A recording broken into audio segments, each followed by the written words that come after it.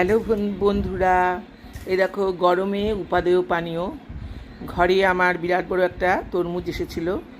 সেই তরমুজ খাওয়ার লোক নেই, সেই জন্য সেই তরমুজের মধ্যে এই দেখো আমি একটা আম নিয়েছি, আর কয়েকটা আমন্ড, কয়েকটা কাজু ফেলে দিয়েছি, আর 2 চামচ গুঁড়ো দুধ দিয়েছি, দিয়ে দেখো মিক্সিতে ঘুরিয়ে নিয়েছি।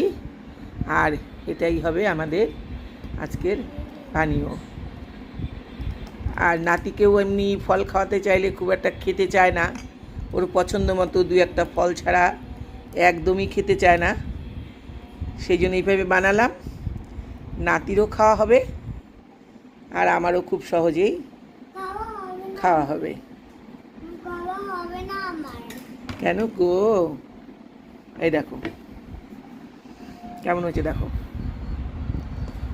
গরমে কিন্তু এই ধরনের পানীয় কিন্তু ভালোই লাগে।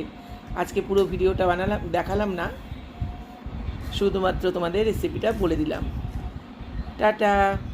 এর সাথে কিন্তু আমি একটু কাজু আর আমন্ড দিয়েছি, আর 2 চামচ চিনি দিয়েছি, কারণ আমটা খুব একটা মিষ্টি ছিল না, একটু টক স্বাদের ছিল।